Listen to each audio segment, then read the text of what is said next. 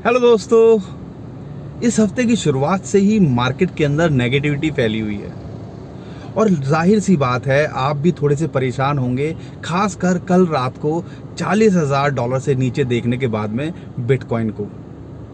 ऐसा लग रहा होगा कि क्या मैं गलत जगह पे तो नहीं हूँ।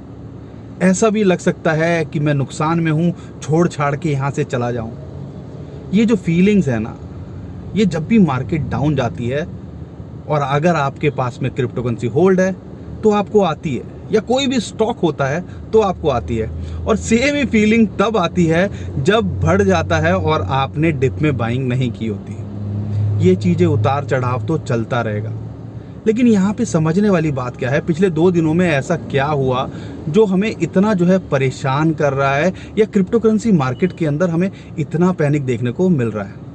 गैरी गैंसलर, अगर बात करें सिक्योरिटी एक्सचेंज कमीशन के जो चेयरमैन हैं, उनका कल इंटरव्यू हुआ और पिछले 2-3 दिनों से लगातार खबरें निकल के आ रही हैं कि वो जो है क्रिप्टो करेंसी के बारे में थोड़ी सी नेगेटिव की तरफ जो है बातें कर रहे हैं, खासकर स्टेबल कॉइन को लेके।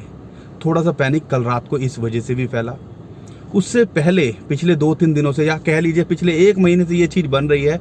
एवरग्रांड जो चाइना की दूसरी बड़ी रियल एस्टेट कंपनी है, वो दिवालिया डिफ़ॉल्ट करने की कगार पर है और उससे पूरी ग्लोबल मार्केट जो है थोड़ा सा टेम्परेरीली फंसी हुई है, पैनिक के अंदर है। और यही चीज़ जो है क्रिप्टो करेंसी पे भी इफ़ेक्ट डाल रही है। और ये चीज़ हम पहली बार नहीं बता रही, ये हमने आपको 2-3 दिन से लगातार एवरग्रांड के बारे में या आपको एससी के बारे में या जो चीज़ें निकल के आ रही हैं वो बता रहे हैं। लेकिन सुनने में ये आ रहा है कि ये चीज़ें जो है जल्दी से वर्कआउट हो जाएंगी एवरग्रांड की तरफ से, और हो सकता है उनको बेल आउट पैकेज शायद चाइना की गवर्नमेंट दे, यानी कि दिवालिया होने से बचाए, क्योंकि चाइना की जो है रेपुटेशन का भी यहाँ पे सवाल आता है। अगर ये सब चीज़ें हो जाती हैं तो ये सब चीज़ टेम्परेरी हैं, और अगर नहीं भी होती हैं तो भी ये चीज़ें टेम्परेरी हैं, आपको समझना पड़ेगा। ये पहली बार नहीं हो रहा। मार्च 2020 याद है ना, जब बिटकॉइन कितना नीचे आ गया था।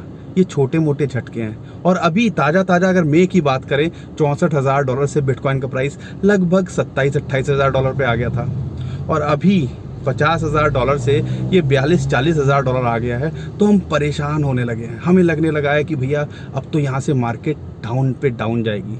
लेकिन अगर आप दूसरे नज़रिए से देखते हो तो एक अपॉर्चुनिटी है डिप में ऑल्ट कॉइन्स बाय करने की।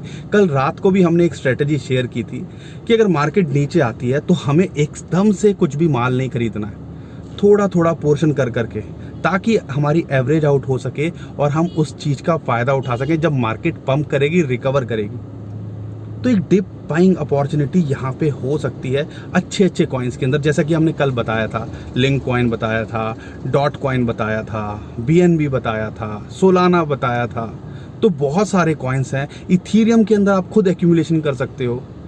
3,000 पे 2,800 पे आया, जैसा कि हमने बताया था, 2,600 पे आया। तो यहाँ एक्यूमुलेशन करके आप अगर एवरेज आउट करते हो तो आपका नुकसान नहीं होने वाला।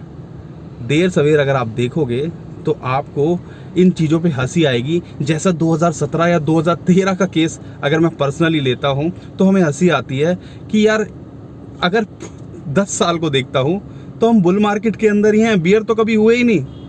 क्योंकि अगर बियर की बात करें, 2013 में $1,200-1,300 चला गया था, उसके बाद $200-250 आ गया था, और फिर 2017 की बात करूं $20,000 से ये नीचे जो है लगभग $4,000 के आसपास आ गया था, और फिर आज हम $50,000 पे खड़े हैं। तो क्रिप्टो करेंसी मार्केट को देखने का नज़रिया आपका क्या है, वो बहुत मायने करता है।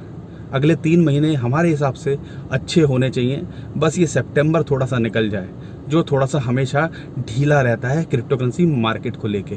अगर यहाँ पे डिप में आता भी है तो घबराना नहीं है, एक अपॉर्चुनिटी मिलेगी।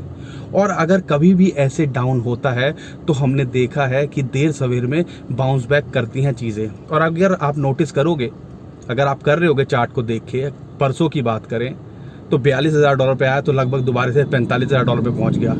कल की बात करें तो $40,000, लगभग 36,000, लगभग $39,600 से दोबारा से ये $42,000 पे चला गया।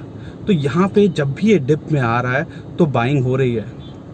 लगता है जो बड़े लोग थे उन्होंने अपना माल $50,000 पे निकाला है और अब दोबारा से बटोर रहे हैं।